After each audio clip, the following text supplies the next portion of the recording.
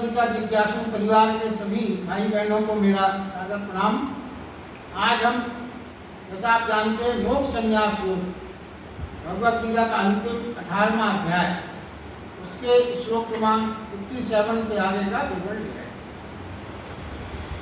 भगवान कहते हैं, हे अर्जुन, तू सब कर्मों का मन से मेरे को अर्पण करके मेरे परायण हो, समत्व बुद्धि रूप निष्काम कर्मयों को अवलंबन करके निरंतर मेरे में ही चित्त वाला, मेरे में निरंतर मन वाला हुआ, क्या होगा? तो जन्म और मृत्यु के संकट से तर जाए। और यदि नहीं सुनेगा मेरे वचन तो नष्ट हो जाए, यानी जीवन तेरा व्यर्थ हो जाए। आगे वो कहते, क्यों नहीं सुन पाता प्राणी मुझे? क्यों नहीं सुन पाता? कारण अहंकार, जो बहरापन है, बाधिता है। बहरे तो सुन भी लेते हैं अगर बहुत जोर से बोला जाए, मगर अहंकारी नहीं सुन पाता। क्यों? अहंकार तो एक लोह कवच है, जिसके कारण कोई आवाज हमारे अंतस तक भगवान की नहीं पहुंच पाती। आगे वो कहते हैं, अर्जुन, ऐसे तेरे कई जन्म व्यर्थ हुए हैं, अब तो सुन ले, जीवन सार्थक हो, नष्ट हो ना हो, व्यर्थ ना हो। देखिए, क्योंकि अंतिम अध्याय है तो साफ साफ क्लियर बातें भगवान कह रहे हैं। आगे वो कहते हैं, जिस दिन अहंकार छोड़कर सुन पाओ, सब संदेश सबके लिए है। जिस दिन अहंकार छोड़कर सुन पाओ, सुनने की शर्त है, मात्र सुनना नहीं है, अहंकार छोड़कर देख पाओ। देखने के लिए भी भगवान ने जो अंतर्निहित नेत्र की कई बार चर्चा की है, देखना, क्योंकि देखने का क्रिया अंतस से होती है। आय आंखें तो उपकरण है, हम उसके देखना, सुन पाओ, देख पाओ, हो पाओ। आपका जो डिस्टेंस है हो पाओ, किस लिए है उसका हमें चिंतन हो, आभास हो, जान पाओ क्यों हम आए हैं सृष्टि में, क्या उद्देश्य है, क्या हमारे कर्तव्य है, क्या हमारे लिए विकृतियां हैं, क्या हमारे लिए स्वीकृतियां हैं, इसका भास हो जाए, उस दिन जीवन सार्थक हो जाए। जीवन शास्त्र को समझ में आया है। उसके आगे देखिए, बहुत महत्वपूर्ण बातें हैं। फिर गीता पढ़ी न पढ़ी, अगर इस भाव में आप आ गए, जिस भाव का ऊपर उल्लेख किया है, फिर गीता पढ़ी न पढ़ी, कोई धर्म ग्रंथ पढ़ा न पढ़ा, गीता का नाम भीतर शुरू हो जाता, फिर पढ़ने की आवश्यकता नहीं। जैसे मां सिंह साहब कहते हैं, पढ़ने की कोई आवश्यकता नहीं, भीतर नाद शुरू हो जाता, गीता पैदा हो सकती है। तुम्हारे अहंकार टूटने की बात है, बस समर्पण सूत्र है और अहंकार बाधा है। ये भगवान ने यहां पर कहा। देखिए,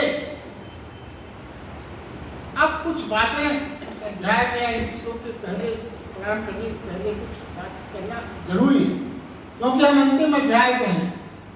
तो गीता पढ़ने से जीवन गीता में नहीं हो जाता। पहली बात तो ये अच्छी चीज, मात्र पढ़ने से कोई सोचे गीता जीवन में, गीता में हो जाएगा, नहीं। हम सोचते हैं शब्दों में कुछ जादू है। अगर आप ये सोचते हो गीता के शब्दों में जादू है, तो ना, ऐसा बिल्कुल भी नहीं। क्या है फिर? देखिए, ये शब्द जो अर्जुन के भीतर प्रविष्ट हुए, ये शब्द जो अर्जुन के भीतर प्रविष्ट हुए, उसने क्या किया? उसने उसके अर्जुन के हृदय के ताला खोल दिए। ताला खोल दिया मतलब बहुत सी जो जिज्ञासा, बहुत से भ्रम थे, वो सब समाप्त हो गए। तो ये विचार करना है कि क्या आपके हृदय के ताले भी ये सब खोल पाए? ये विचारणीय बात। तो गीता का पाठ शुरू हुआ, शब्द दोहराने से कुछ ना हुआ। 5000 वर्ष में जाने कितने लोगों ने गीता के शब्द दोहराए, गीता का पाठ किया है, पढ़ा है। तो अर्जुन शब्दों से नहीं, कहते हैं, समझना यह है, अर्जुन शब्दों से नहीं, फिर क्या हुआ? अर्जुन को, कृष्ण को अपने अंतस में उसने प्रविष्ट कराया, भीतर लेन देन चला हृदय का हृदय से, प्राणों का प्राणों से, तब वो रूपांतरण। देखिए सत्य तो शाश्वत है, सत्य क्षण भंगुर है, सब अपन जानते, सत्य क्षण भंगुर है। सत्य को एक बात और है, कई बार अपन दोहरा चुके हैं, सत्य को कहकर नहीं कहा जा सकता। सत्य एक ऐसी चीज शब्दों में व्यक्त नहीं किया जा सकता, क्योंकि सत्य जो है पारलौकिक शक्ति है, उसे लौकिक शब्द उसके लिए पर्याप्त हो ही नहीं सकता। तो सत्य को कहकर नहीं कहा जा सकता। फिर भी श्री कृष्ण ने कहा करुणा बस, करुणा है उनकी हम सब पर, संसार पर, उन्हें करुणावश कहा। पर उसके बाद जो हमें समझना है मुझे है कि श्री कृष्ण के शब्दों में मत उलझ जाना। कई लोग भगवत गीता के शब्दों में बहुत बुरी तरह से उलझ जाते हैं। यदि उलझे तो क्या होगा? पंडित तो हो जाओगे, ज्ञानी हो जाओगे, बड़ा लगने लगेगा कि आप बहुत बोल समझ गए, मगर क्या हो जाएगा? अगर उलझ गए तो कृष्ण से वंचित हो जाओगे, कृष्ण से वंचित हो जाओगे। तो क्या करना है? शब्दों को सुनकर निःशब्द की यात्रा पर निकल जाओ। क्योंकि एक एक सेंटेंस में बहुत गहराई है, आप इसको समझें और अपने में इसको पकड़ने की कोशिश करें। शब्दों को सुनकर निःशब्द की यात्रा की पर चला जाए, कृष्ण की खोज में निकल जाए।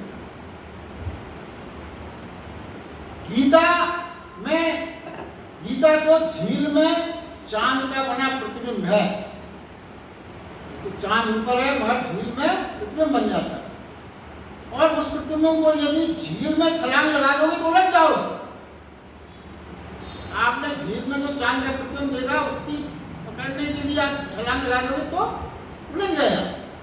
इतना समझ लेना कि उस प्रतिबिंब में से यदि प्रेम हो जाए, उस झील के चांद के प्रतिबिंब से यदि प्रेम हो जाए तो उलझना मत, असली की खोज में निकल। चांद ठीक उसके विपरीत है, उल्टी यात्रा पर निकलना। ये सब बातें इसलिए मैं कह रहा हूं कि ये अंतिम अध्याय में है, आपको ये सब अब करना होगा। आगे की यात्रा जब ही चलेगी। बार बार शब्दों को सुनाता रहे कोई और आप सुनते रहे, हम कहते रहे ना। अब थोड़ी सी यात्रा में आपको, जैसे ग्रेजुएशन के बाद, इंटर के बाद यूनिवर्सिटी में एडमिशन होता है, तो अब 1.5 साल हो गया इस कोर्स को, आपको विश्वविद्यालय में आना पड़ेगा। तो देखिए गीता घटी है, भगवान कृष्ण के समय भी गीता घटी है, मगर हो गई गीता, भगवान ने कह दी, पूरा हो गया काम। मगर कृष्ण सदा है, गीता तो घट गई मगर कृष्ण सदा है, हमेशा है। तो ये सब समझ लीजिए कि आप, भगवान ने गीता बोली नहीं है, लगता है कि बोली है, हम सब कहेंगे भाई बोली तो है, मगर उसके पीछे क्या छिपा हुआ है? श्री कृष्ण ने आपको बुलाया, वो बोल के उन्होंने आपको इन्विटेशन दिया है, क्या? खोजो, आओ और मुझे खोजो, श्रेष्ठ योगी बन जाओ। ये उनका आमंत्रण है हम सब। ये एक विशेष बात। तो देखिए है क्या कि गीता संजय ने भी सुनी, आप सब जानते हैं। संजय ने सुनी थी, मगर संजय ने कैसे सुनी थी? संजय ने सुनी थी रिपोर्टर की तरह। जैसे आज युद्ध हो रहा है इजराइल का, उधर युद्ध हो रहा है, कोई डूब जाता है, कोई नाव हो जाती, तो रिपोर्टर कितनी आसानी से आपने को टीवी में रिपोर्ट, उसके ऊपर कोई उसका मानसिक हृदय में कोई प्रभाव नहीं दिखता, उससे यही सिंपली रिपोर्टिंग। क्योंकि वो डूबने वाला है, ये पूछ सकता है आप डूब रहे हैं तो आपको कैसा लग रहा है? अरे उसको बचा लो भाई, उनका काम तो रिपोर्ट करना है, उन्हें कोई मतलब नहीं चीज। तो गीता संजय ने रिपोर्टर की तरह, नो इफेक्ट, उसके ऊपर कोई इफेक्ट नहीं, जस्ट वो घटना घट रही है और वो उसको वर्णन कर रहा है। और धृतराष्ट्र ने भी सुनी थी, संजय ने सुनाई थी, धृतराष्ट्र ने सुनी। तो धृतराष्ट्र को गीता कैसी लगी? धृतराष्ट्र को गीता लगी नष्ट करने वाली। उसको लगा कि ये तो सब बर्बाद करने दे रही है गीता हमारे बच्चों को, हमारे। देखिए गीता वही है, इफेक्ट अलग है। धृतराष्ट्र को लगी क्यों? वो अंधा था, सिर्फ अंधा ही नहीं था, बुद्धि के मोह में भी अंधा था, बुद्धि भी मोह बस। तो अब यहाँ ये आता है प्रश्न कि हम कैसे सुन रहे हैं, हम कैसे सुन रहे हैं, सब चीजें इसी पर निर्भर होंगी। और देखिए आगे भगवान कहते हैं, हे अर्जुन, तू अहंकार को अवलंबन करके ऐसा मानता है यदि कि मैं युद्ध नहीं करूंगा, अहंकार को अवलंबन मान के ऐसा मानता है युद्ध नहीं करूंगा, तो ये तेरा निश्चय मिथ्या, निश्चय मिथ्या है। ये कैसे माने? कृष्ण कहते हैं वास्तव में मनुष्य के सारे निश्चय ही मिथ्या है। अब आश्चर्य लगता है गीता की बात सुनते कि मनुष्य के अपन तो सोचते हैं हम तो बड़े बड़े निश्चय कर लेते हैं, और भगवान कहते हैं तुम्हारे तो सारे निश्चय ही मिथ्या है। क्यों? देखिए, तुमने अपने जन्म का निश्चय किया था? तुम कर ही नहीं। क्या तुमने अपने जीवन का निश्चय किया? कैसा जीवन हम जिए? निश्चय करने से कुछ नहीं। क्या तुम अपनी मृत्यु का निश्चय कर पाए? कर सकोगे? क्या तुम्हें अपने होने का तुमने कोई निश्चय किया कि हमें ये होना है? कोई निश्चय नहीं। तो यथार्थ ये है कि हम सब विराट की लीला के अंग हैं। तुम कहते हैं भगवान, तुम सागर की लहर मात्र हो, तुम्हारे सारे निश्चय मिथ्या है। अर्जुन ध्यान रख, सवाल युद्ध का नहीं है, सवाल मैं का है।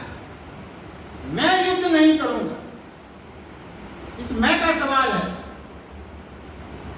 युद्ध कर या ना कर, तेरे मैं के द्वारा ये निश्चय मिथ्या है, मैं को बीच में मत ला।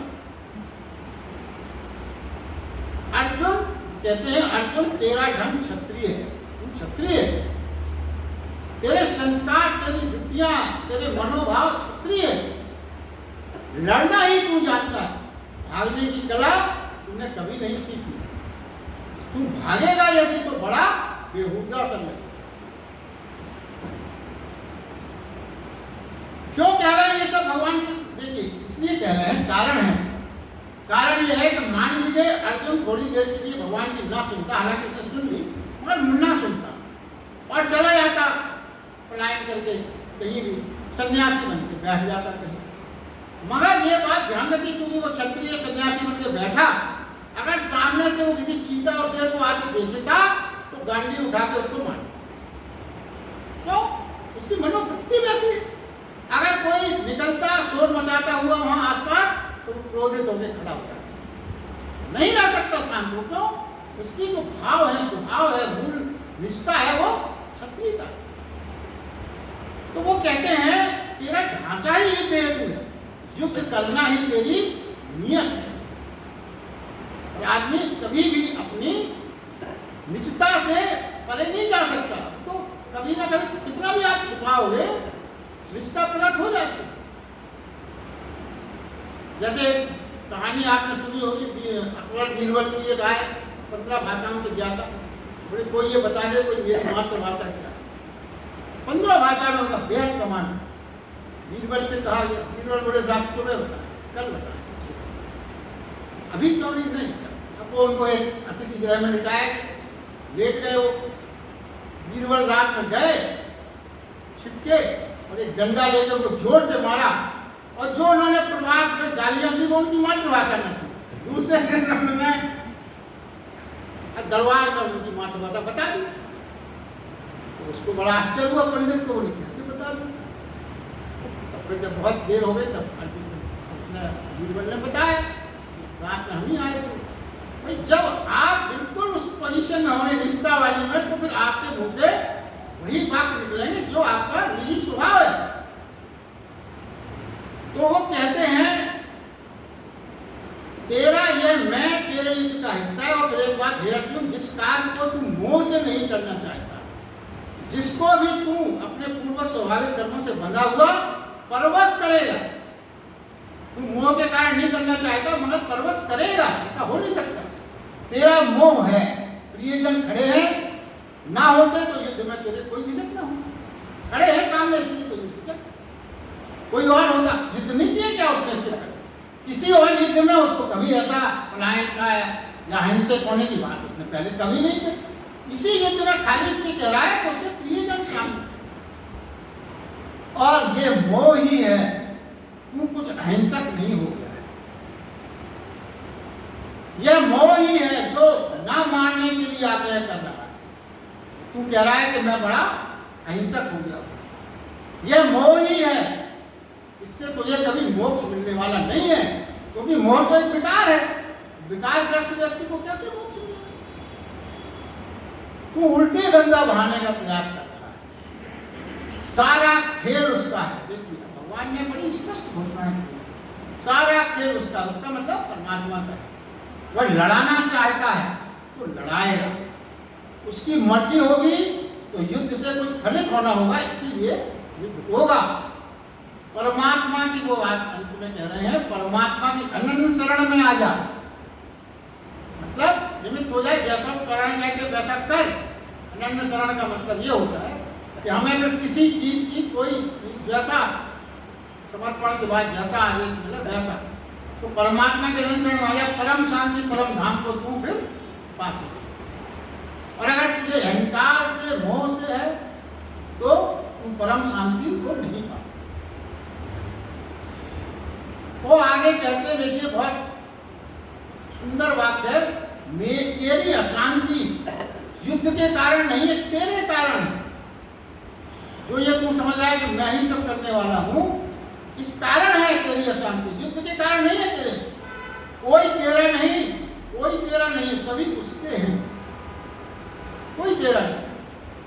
हे अर्जुन, इस प्रकार ये गोपनीय और अति गोपनीय ज्ञान मैंने तेरे लिए कहा। तू संपूर्णता से विचार कर, फिर जैसा तू चाहता है वैसा ही कर। ये बात उन्होंने अभी कही। अब देखिए गोपनीय बात क्या है जो भगवान जिसकी चर्चा यहाँ कर रहे हैं, उसके बारे में थोड़ी सी चर्चा करते हैं। और ये कुछ बहुत ही विशेष बातें हैं, भगवान की कृपा से कुछ ऐसी चीजें मिल जाती हैं कि खुद को भी आनंद होता है और सुनाने में जाता है। ये गीता की परिकल्पना अगर आप समझें तो बड़ी महत्वपूर्ण और बहुत दुस्साहसपूर्ण है। किस संदर्भ में ये बात कही जा रही है? अभी तक भगवान कृष्ण के पूर्व तक क्या था, या अभी भी आप परिकल्पना कर सकते हैं, संसार में रहना बहुत आसान है यदि आप संन्यास की बात को बिल्कुल न सोचें। मस्त रहे आप, संन्यास को व्यर्थ माने तो संसार में रहना बहुत आसान है। तो क्या दिक्कत है? दिक्कत तो वही होती है जब संसारी व्यक्ति को कहा जाए कि अरे तू सन्यासी होना था, क्या जीवन खराब कर रहा है, ये सब ना कहा जाए, बड़ा प्रसन्न है, क्या चाहिए। और सन्यासी व्यक्ति को क्या आसान है, यदि संसार को व्यर्थ मान ले, खत्म, यही तो है उसको महिमा। मतलब देखिए आप दो बातें कही, क्या संसार आसान है सन्यास के बिना, और सन्यास आसान है संसार के बिना। दो बातें हैं, बहुत सरल है, सीधा सीधा गणित है, इसमें कोई समझने की बात नहीं। मगर कृष्ण भगवान ने नया रूप दिया। क्या नया रूप दिया? संसार में रहो और सन्यास के साथ, यही दुस्साहसपूर्ण परिकल्पना। ये जो भगवान कृष्ण ने बात कही, कहने में बहुत सरल, उसके पहले तो सब सरल था, संसार छोड़ के चले गए, या संसार में रहे तो मस्त है, भगवान से कोई लेना देना। तो मूल विचार क्या है? जो पहले दो सिद्धांत जो पहले लागू थे आज भी लागू मान है, तो उसके विचारों में इनकार अंतर नहीं, इनकार नेगेटिविटी है, एक में एक का इनकार। गृहस्थ है तो संन्यास से इनकार है, और संन्यास है तो संसार से इनकार है। मगर जरा सोचे, सिर्फ सोचे क्या, ये सोचे कि सृष्टि का सृजन तो परमात्मा ने किया, ये तो सब मानते हैं। सृष्टि का सृजन किसने किया? परमात्मा ने, इसमें तो कोई दो मत नहीं, सब मानते हैं, गृहस्थ भी मानता है और सन्यासी भी मानता है। तो सृष्टि का सृजन परमात्मा ने किया। अब सन्यासी सृष्टि में रहकर यानी संसार से इनकार करता है, हमेशा ये कहता है संसार व्यर्थ है, संसार बेकार है, संसार को भ्रम है, संसार माया जाल है, यही तो कहते हैं सन्यासी। और सन्यासी मगर सृष्टा इसको कभी स्वीकार नहीं करता। संसारी प्राणी सृष्टि को देखिए क्या है, सन्यासी सृष्टि को, संसार को इनकार करता है, मतलब क्या हुआ, मगर सृष्टा को स्वीकार करता है। सन्यासी क्या कहता है, संसार व्यर्थ है, मतलब सृष्टि व्यर्थ है, मगर सृष्टा की तो पूजा करता है। सृष्टि का सृजन करता परमात्मा, मगर सन्यासी क्या करेगा? सृष्टि को व्यर्थ करेगा और सृष्टा की पूजा करेगा। और संसारी प्राणी क्या करता है? सृष्टि को स्वीकार करता है मगर सृष्टा की परवाह नहीं करता।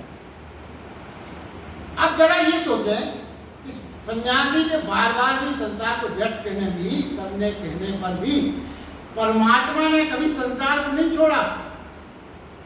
छोड़ दे तो संसार पुरोहित हो जाएगा, कभी नहीं छोड़ा। सन्यासी कहता जाता है कि संसार व्यर्थ है, असार है, पर देखिए ना परमात्मा संसार को बनाएगा। सन्यासी बार बार कह रहा है कि संसार असार है, व्यर्थ है, और परमात्मा संसार को बनाया जा रहा है और इस खेल में वो कभी विरत नहीं हुआ। उसी आनंद से वो सृजन कर रहा है संसार। कौन? उसके आनंद के रस में एक बूंद भी कम नहीं हुई। वह सर्वदा ताजगी में है, उमंग में है, उल्लास में है। परमात्मा वो फूलों को रच रहा है, पक्षी को सुरीले कंठ दे रहा है, तुम्हारे हृदय में भी वो धड़क रहा है। इतना सब सन्यासी वर्षों से युगों से कह रहे हैं मगर परमात्मा उनकी बात नहीं मान रहा है। क्या है रहस्य? समझने की बात। देखिए, और अगर इसको सरलता से समझें, आप किसी की कविता की तो निंदा कर रहे हो और कवि की प्रशंसा कर रहे हो, संभव है? क्योंकि कवि है ही कविता के कारण। और अगर इसको सरलता से समझें तो गीतांजलि को आप कचरे के समान मानो। रविन्द्रनाथ टैगोर ने लिखी थी, तो गीतांजलि को आप कचरा कहते हैं, व्यर्थ कहते हैं, फेंक दें। रविन्द्रनाथ टैगोर के गुणगान करें, संभव है क्या? ये बड़ा स्वाभाविक है। उनकी रचना को तो आप दो पानी भी कहें और उनका इसी प्रकार ये जो उदाहरण है, सृष्टा को पूजो और सृष्टि को व्यर्थ व आसार करो, कैसे संभव? और सृष्टि को अपना मानो और सृष्टा से इनकार करो। मतलब दोनों जो सूत्र थे, भगवान ने ऐसे नहीं कहा कि गृहस्थ भी रहो, संन्यास बन करो। उसके कारण है, सृष्टा को पूजो और सृष्टि को व्यर्थ मानो, या सृष्टि को अपना मान लो, सृष्टा को व्यर्थ मानो। इसीलिए भगवान कृष्ण ने ये कहा गृहस्थ रहो, सन्यासी बनो। ऐसे ही नहीं उदाहरण आ गया, मतलब उसके पीछे सूत्र हैं। तो कृष्ण का योगी फिर कैसा है? जो संसार में है और सन्यासी भी है, जो गृहस्थ भी है और सन्यासी भी है। वह परमात्मा का सृष्टा के रूप में भी और श्रेष्ठ के रूप में दोनों को स्वीकारता है, किसी से इनकार नहीं, कुछ भी अस्वीकार नहीं। अस्वीकार की भावना को द्वंद्व पैदा करती है, सारा द्वंद्व अस्वीकार के कारण। पर भगवान ने हमेशा ये सीखा, तुम्हारे जीवन में कुछ भी विपरीत ना हो, हर विपरीत को स्वीकार करो। अगर विपरीत का भाव मिट जाएगा तो जीवन के सारे दुख खत्म। आप जरा विचार करिए, आपका सारा कष्ट, सारा दुख विपरीतता को कारणीत है। हम कुछ चीजों को विपरीत मान रहे, उसकी वजह से दुखी हुआ। ये विपरीत घटा, ये व्यवहार विपरीत हो गया, इसने हमसे विपरीतता किया। कहते हैं विपरीतता शब्द को हटा दो जीवन से, तो आप देखो कहीं कोई दुखी नहीं, कुछ भी अस्वीकार नहीं। जीवन कोई धर्म बना लेना, जहां हो जैसे हो सब स्वीकार। इसलिए भगवान ने ये सूत्र रचा है। देखिए, जीवन में समस्याओं का समाधान खोजना है, पलायन समाधान नहीं है। ये भगवान के स्पष्ट संदेश है। सरल है पलायन, बहुत सरल है, आपका श्रेयकर नहीं है। ये कायदों की दृष्टि है, इससे कोई हल नहीं। देखिए, अब आप जरा सोचें, आप किसी के घर में पिता बीमार हैं, दवा लाना है, देख रेख करना है, और आप क्या किया? आप फिल्म देखने चले, पलायन कर गया। कहाँ चले गए? फिल्म देखने चले। बच्चे बीमार हैं, भोजन का प्रबंध करना है, सब करना है, और आप ये सब परेशानी में देख के क्या चले गए? आप ठेके पे चले गए, दारू पीने।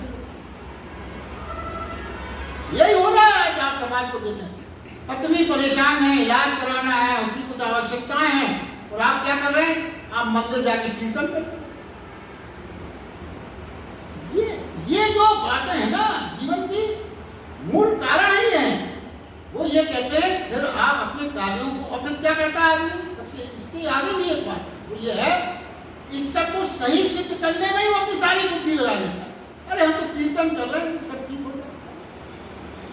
अरे दवा लेने नहीं जा रहे, काम अपना जो होना चाहिए इलाज वो नहीं कर रहे, क्या कर रहे, कीर्तन कर रहे। इससे क्या होने वाला? भगवान ये चीजों के बड़े विरोधी हैं।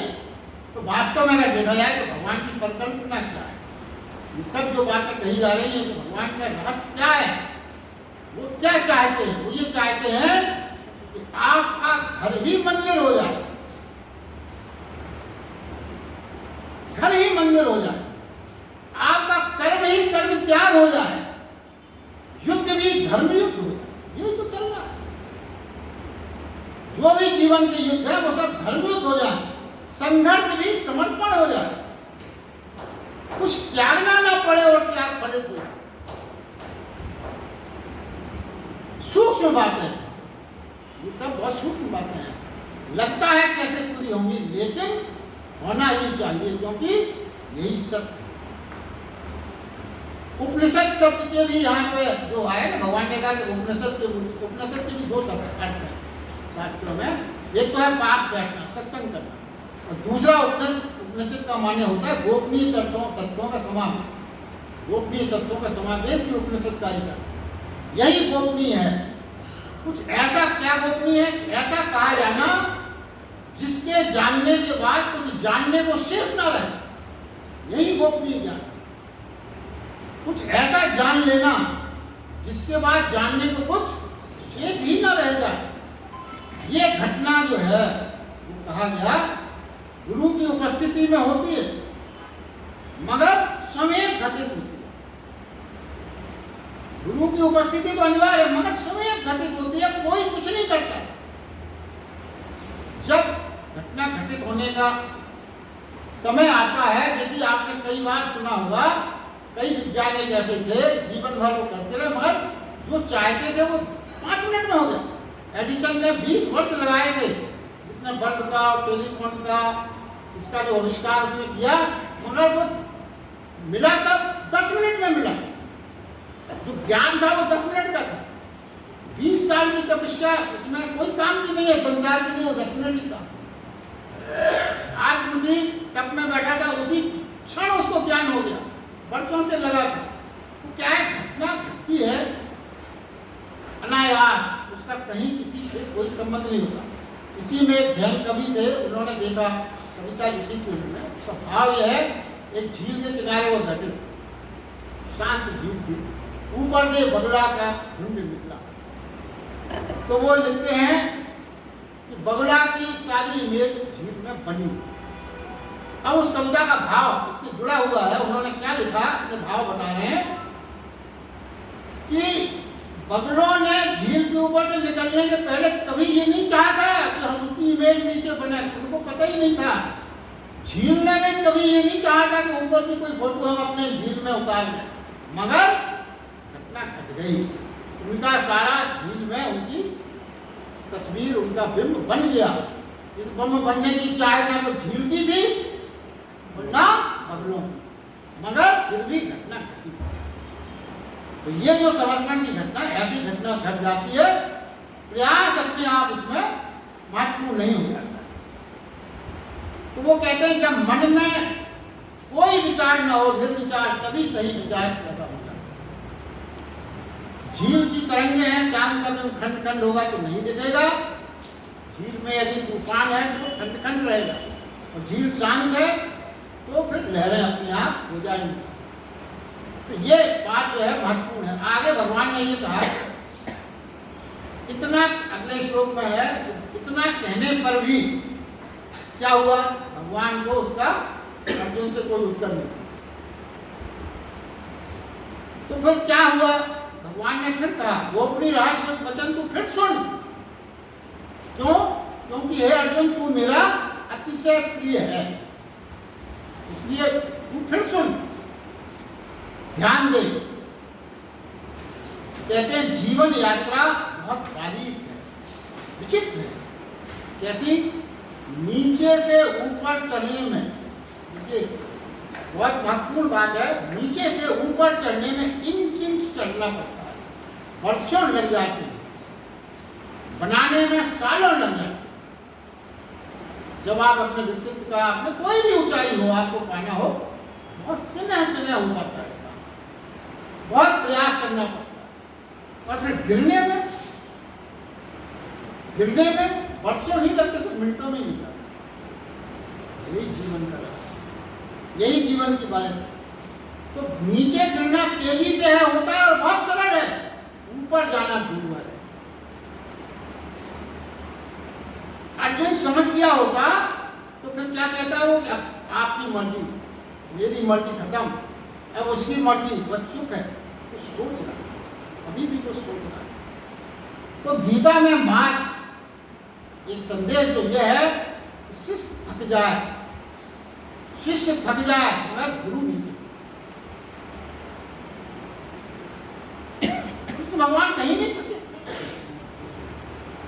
शिष्य थक जाए गुरु नहीं थकता। अर्जुन कहते हैं, अर्जुन फिर से सुन, क्योंकि जिससे अर्जुन के भीतर, क्यों, जिससे अर्जुन के भीतर श्रद्धा का जन्म हो। गुरु क्या करता है, गुरु प्रेम के बीज बो देता है। गुरु का काम क्या है, अपने शिष्य के हृदय में प्रेम के बीज बो देता है, शिष्य के हृदय में, जिससे उस बीज से क्या होगा, शिष्य श्रद्धा की फसल काट सके। प्रेम के बीज गुरु बोता है, क्यों, जिससे उसका शिष्य श्रद्धा की फसल काट सके। प्रेम ही भरोसा ला सकता है, प्रेम ही श्रद्धा को जन्मा सकता है, प्रेम ही समर्पण की संभावनाएं खोल सकता है।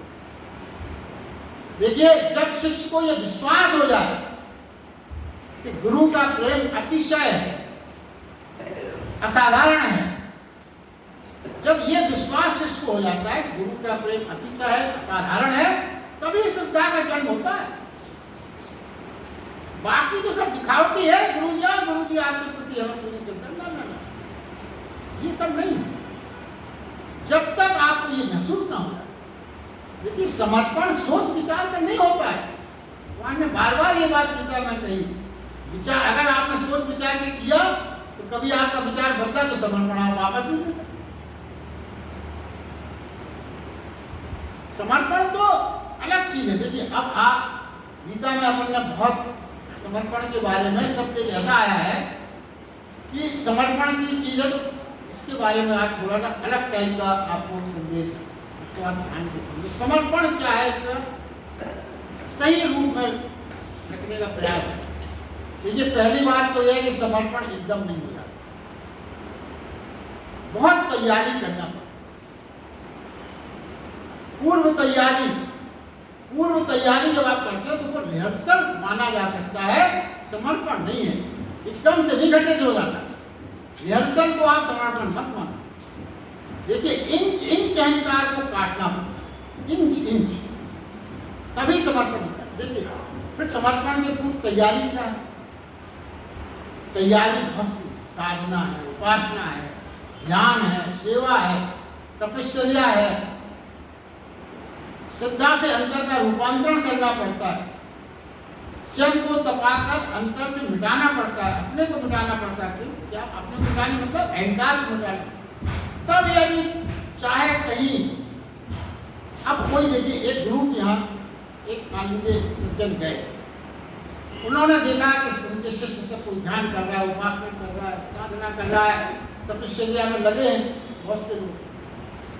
तो उन्होंने गुरुजी को जब देखा तो वो गुरुजी के पास गए, बड़े व्यस्त थे, बड़े आदमी थे, बोले देखो गुरुदेव, ये सब झंझट तो हमसे नहीं, ये ध्यान, ये साधना, आप तो सिर्फ क्या करो गुरुदेव, आप, मेरा तो आपके प्रति पूरा समर्पण है, मगर ये सब हमसे झंझटें जो यहाँ आपके शिष्य लोग कर रहे, ये हमसे ना हो पाए, मेरा समर्पण पूरा है आपको। तो फिर क्या हो, कैसे हो काम? तो कहते आप ऐसा करो कि बस आप आशीर्वाद दे दो, आपके आशीर्वाद मिल जाएगा, सब घटित हो जाएगा, आशीर्वाद से सब घटित हो जाएगा, हमें कुछ ना करना, मुझे कोई चेष्टा नहीं करना, ये मेरे बस की बात नहीं है, ये सब मेरे करने की मेरी हिम्मत नहीं। आप आशीर्वाद दे दीजिए, आपके आशीर्वाद में बड़ी शक्ति है। अब देखिए, सुनने में ये है, यहाँ पे जो मेन बात अंकित करी जा रही है वो ये है, यहाँ पे ये सोचें, ये सवाल ये है कि कहीं ऐसा तो नहीं है समर्पण तुम्हारे आलस्य का अच्छा नाम तो नहीं है, अंदर छुपा हुआ है आलस्य, कुछ करना ना पड़े और उसको एक सुंदर नाम दिया जा रहा हो, काय का समर्पण है। वो वास्तव में क्या? आलस्य। यानी हम करना कुछ नहीं चाहते, हमें नहीं करना है, कोई कर दे, हमें कुछ ना करना पड़े, कोई कर दे, तमोगुण और मुफ्त में पहुंचे। ये कुछ ऐसे विचार हैं जो बहुत सटीक हैं, अगर आप ध्यान से समझे। हम मुफ्त में चाहते हैं, हमें मुफ्त में चाहते। अब देखिए वो क्या कह रहे हैं, आशीर्वाद है, सब हो जाए, आपके आशीर्वाद बचता है। मगर जरा एक विचार और करें, कोई आशीर्वाद भी अगर देना चाहे तो वो अकेला आपको आशीर्वाद नहीं दे सकता, तुम्हें लेना होगा। आशीर्वाद लेने के लिए अपने हृदय के द्वार खोलना पड़ेंगे। किसी के आशीर्वाद देने भर से नहीं कोई कल्याण होता। आपको आशीर्वाद की ग्रहण करने की क्षमता भी तो विकसित करना पड़ेगी, अपने हृदय के द्वार खोलना पड़ेंगे। मगर आप क्या चाहते हैं? सब कुछ हमको फ्री में। तुम कहते हो मैं कुछ नहीं करना चाहता, बस आपको आशीर्वाद दे दो। मुफ्त में खोज समर्पण शब्द का गलत है। मुफ्त में यदि आप खोज करना चाहते हो तो ये समर्पण का गलत प्रयोग है। जब व्यक्ति ऐसा कहता है, मगर देखिए धर्म क्या है, जब कोई व्यक्ति ऐसा कहता हम तो बस आपकी शरण में हैं, आपका आशीर्वाद मिल जाए, हम तो बस आप ही कृपा कर दें, ये सब जब कोई सुनता है ये सब बड़े मधुर लगते हैं, बड़े काव्यपूर्ण लगते हैं। इतना भावक, इतनी श्रद्धा से कुछ नहीं करना चाहता, सिर्फ आशीर्वाद का आकांक्षी है। कितने अच्छे शब्द जो बोल रहे हैं, मगर ये सब अर्थहीन है सब। मगर ये प्राणी वास्तव में अपने आप को धोखा देगा। यह प्राणी अंतर जो घटना तुम्हारे भीतर घटनी थी, जो घटना तुम्हारे भीतर समर्पण घटनी थी, तुम्हें झुकना होगा, तुम्हें मिटना होगा, तभी घट सकती। जिस दिन तुम ये कह सके, जिस दिन तुम ये कर सके, झुकना मिटना, तो फिर आशीर्वाद बरसने लगेगा। फिर कहना नहीं पड़ेगा कि आशीर्वाद दे दो। बाधा तुम ही हो, तुम हट जाओ, सब मिनट से। अब बात यह है, देखिए अब एक और बात जो इसमें जोड़ी जा रही है। अभी क्या आपने कहा कि वो आए और ये साधना उपासना ये सब नहीं करता, हमारे बस का नहीं है, कोई चेष्टा हमारे बस की नहीं है, आपको आशीर्वाद दो। अब मनुष्य कितना चालाक है, आगे की बात में देखिए आप। अब मान लीजिए आप किसी गुरु के पास जाते हैं समर्पण के लिए, और आप व्यापार कर रहे हैं, धन कमाना चाहते हैं, व्यापार में लाभ कमा रहे हैं, अच्छी नौकरी में भी आप धन कमा रहे हैं, सब कर रहे हैं, और फिर आप जाते हो कि हमारा व्यापार बढ़ जाए, हमारा तरक्की हो जाए, और कहते हो अपने गुरु के पास जाके कि हम अच्छी हमें आशीर्वाद दे दीजिए और हम आपके प्रति पूरी तरह समर्पित हैं। तो आशीर्वाद को अगर आपको दे भी दें, समर्पण आप दे दें, तो आप कभी अपनी चेष्टा नहीं छोड़ते। ऐसा कभी किसी ने किया है कि वो गुरु का आशीर्वाद मिल जाए और वो कहे कि ठीक है हमने तुम्हें आशीर्वाद दिया, तुम्हारे समर्पण से कुछ हुए, जाके दुकान में ताला डाल देगा क्या, तो आशीर्वाद मिल गया? ना ना, वो अपनी चेष्टाएं जारी रखेगा, कभी चेष्टा में कोई कमी नहीं करेगा। यदि वो पद पाना चाहता है, चाहे वो इलेक्शन लड़ने की प्रयास कर रहा हो और आशीर्वाद नेताजी जाए, तो ये नहीं हो सकता कि आशीर्वाद ले आए हैं तो हम कन्वेंशन बंद कर दें, मिल गया आशीर्वाद। ना ना, चेष्टा वो जारी रखा है अपनी। मगर देखिए क्या हास्यास्पद बात है, पद चाहिए तो आशीर्वाद के साथ चेष्टा जारी रखेगा, धन पाना है तो चेष्टा जारी रखेगा। मात्र आध्यात्मिक राह चलने के हेतु मात्र आशीर्वाद चाहता है, वहां वो कुछ नहीं करना चाहता। कोई साधना उपासना तपस्या नहीं, सिर्फ आशीर्वाद। यही जीवन की सच्चाई है। हमारी ये सब जो साधना उपासना क्यों पूरी बनती, हम बड़े बेईमान हैं। संसारिक चीजों में हम चेष्टा नहीं छोड़ते, बड़े चतुर हैं हम। अरे गुरु जी का आशीर्वाद मिल गया तो दुकान बंद करते, तो नौकरी में जाना बंद करते। ना ना, धन चाहिए ठीक है, आशीर्वाद है तो चेष्टा तो करें, मगर आध्यात्मिक राह पे हमें कुछ नहीं करना। ध्यान करना है, ना साधना करना है, ना उपासना करना है, सिर्फ आशीर्वाद दे दो गुरु जी, ये सब हमारे बस का नहीं, कहाँ झंझट में डालते, ये सब बातें, ये सब बड़ी हास्यास्पद मनुष्य जीवन की सच्चाइयां हैं। और गीता हमको इसी ओर ले जाती है। देखिए आगे भगवान कहते हैं तुमने समर्पण किया तो समर्पण तुम्हारा कृत हो गया, कर्ता पीछे खड़ा है। समर्पण तभी होगा जब कर्ता मिट जाए। समर्पण तो अहंकार की आत्मघात अवस्था है। जैसे ही जब कोई अपनी गर्दन काट दे फिर न जोड़ सकते, ऐसा है समर्पण। सोचते हैं देखते हैं कृष्ण को कहना पड़ा मन वाणी और शरीर द्वारा समस्त को मुझे अर्पण कर दे, ऐसा करने से ही मुझे प्राप्त हो सकेगा। जैसे नदी गिरे सागर में तो फिर सागर की ही हो गई। और उसके बाद वो कहते हैं यह मैं तेरे लिए सत्य प्रतिज्ञा करता हूं। क्या? इसलिए आगे उन्होंने कहा तू सब धर्मों को, सब कर्मों को, सब आश्रय को त्याग कर मुझ सच्चिदानंद वासुदेव परमात्मा की अनन्य शरण को प्राप्त हो। मैं तुझे संपूर्ण पापों से मुक्त कर दूंगा। शोक मत कर, तू विषाद मत उलझ। शरण जाने पर पाप स्वयं ही नहीं बचेंगे। देखिए आप शरण में गए, कृष्ण को वास्तव में कुछ नहीं करना। कभी कभी भ्रम हो जाता है कृष्ण भगवान बड़ी कृपा करें ना, कृष्ण भगवान कोई कृपा नहीं कर रहे। आप शरण में जाओगे अनन्य भक्ति से तो आपके पाप को स्वयं नष्ट हो जाएंगे। तो भगवान कहते हैं तुम मेरे पाप अनन्य भक्ति से मेरी शरण आ जाओ, मैं तुम्हारे पाप नष्ट कर दूंगा। मगर उन्होंने शर्त पहले लगाई अनन्य भक्ति से मेरे साथ समर्पण करके मेरे पास आओ तो मैं मिटा दूंगा। खाली ये नहीं था कि तुम मेरे पास आ जाओ तो मिटा दूंगा। भगवान को ये ऐसी कोई बात नहीं है जो नियम विरुद्ध हो। तो कृष्ण का गुणगान करने मात्र से वो प्रसन्न नहीं हो जाते। जैसा अभी भ्रम है अपने सब में कि कृष्ण का भजन करेंगे, गाना गाएंगे, भजन करो, कृष्ण भगवान को प्रसन्न करेंगे। ये सब भ्रम है, यही तो गीता में सिखाती है। प्रसन्न और हम पाप में खो जाएंगे, ऐसा नहीं होता है। अहंकार छूटते ही, देखिए एक बात और है, अहंकार छूटते ही कोई पाप कर ही नहीं सकता। अहंकार पाप का मूल कारण ही अहंकार है। अहंकार छूटा तो पाप की जड़ कट गई, समर्पण उस जड़ों को काट देता। चलिए आज के लिए बस इतना ही।